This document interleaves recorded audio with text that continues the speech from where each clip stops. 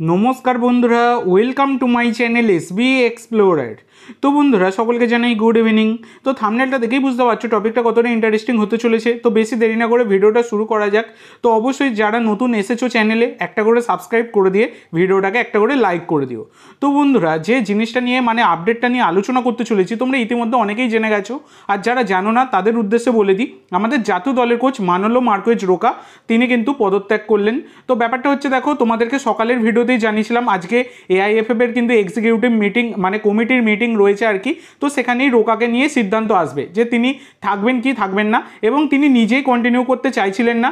তিনি জাতীয় দল নিয়ে প্রচণ্ড নেগেটিভ কমেন্ট কিন্তু তিনি করেছেন।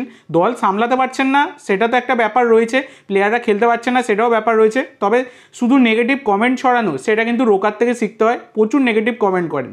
এফসি গোয়ার হয়েও তিনি কোচিং করেন, সেখানেও প্রচুর নেগেটিভ কমেন্ট করেন প্লেয়াররা খারাপ খেললে। এর আগে জয়গুপ্তাকে নিয়েও অনেক নেগেটিভ কমেন্ট করেছেন। যাই হোক, এবারে কিন্তু জাতীয় দলের দায়িত্ব ছাড়লেন রোকা।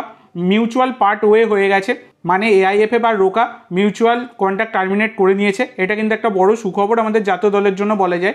এবার কিন্তু নতুন জাতীয় দলের কোচ আসবে। তো সকালেই আলোচনা করেছি, সঞ্জয় সেনের নামও উঠে আসছে, হাবাসের নাম রয়েছে, খালিদ জামিলের নাম রয়েছে, এছাড়া অনেক কোচের কিন্তু নাম রয়েছে। তো দেখা যাক কে হয় আমাদের জাতীয় দলের পরবর্তী কোচ। তো তোমাদের কি মনে হয় জাতীয় দলের কোচ হিসাবে পরবর্তী কোন কোচকে তোমরা দেখতে চাও? অবশ্যই সকলে কমেন্ট করে জানাতে ভুলো না। তো আজকের জন্য এইটুকু বন্ধুরা, ভিডিওটি ভালো লাগলে অবশ্যই লাইক করো, শেয়ার করো, আমার চ্যানেলে প্রথমবার এসে থাকলে চ্যানেলটি সাবস্ক্রাইব করো, আর কমেন্ট করে জানাও ভিডিওটি কেমন লাগলো। ধন্যবাদ।